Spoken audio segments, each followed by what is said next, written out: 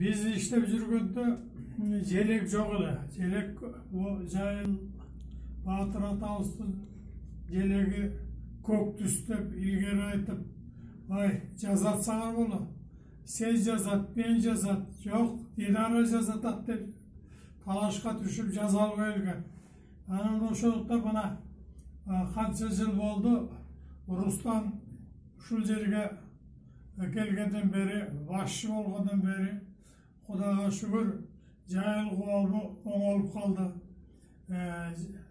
Бул эстеликтин тегереги территория оңолуп, музейдин ички жазаларына көңүл бурулуп калды.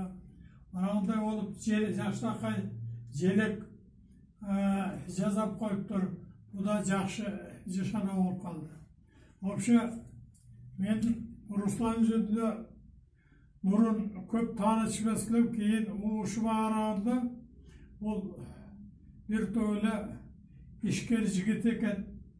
Себеби мына райондо канчалык соревнования, тиги бу мелдештер уюштурулуп атыр.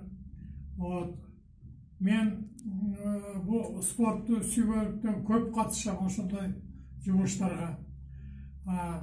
Көп жолу ошо Русланды да көрөм.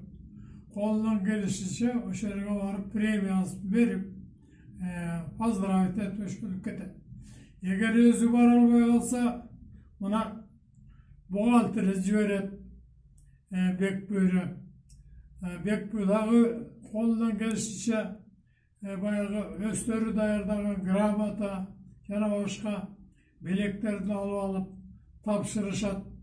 Орден тапшырганда дагы улар өздөрүнүн күбөлүктөрүн алып алып, мактоо, ыраазычылык каттарын алып алып Жайыл атабыздын атынан тапшырышат. Мен көп жерге барып жүрөм, ошо Жайыл коомунун грамоталары илинип турат даже. Шкафтарда сакталып турат. Мына ошо коомдун бухгалтери Бекбөнүн сүрөтү илинип турат. Фамилиясы илинип турат. Темиржан апабызды мурун вообще айтылчу эмес. Санжарада айтылчу, Темиржан апабыз кыйын киши эле, тиги бу деп. Бирок бу иши жөнүндө өтө мына азыркы учурдагыдай болуп айтылган жок. Темиржан апаны көбүнчө дуулдатып чыгарып, аябай даңкын эметип чыгарып аткан мына Бекбү мындай эмгеги чоң. Өзүнчө бул жөнүндө да коом түзүп алды. Бул абдан жакшы көрүнүш. Менин каалоом эмне? Ошентип эле Жайыл коому дүркүрөп өсө берсин.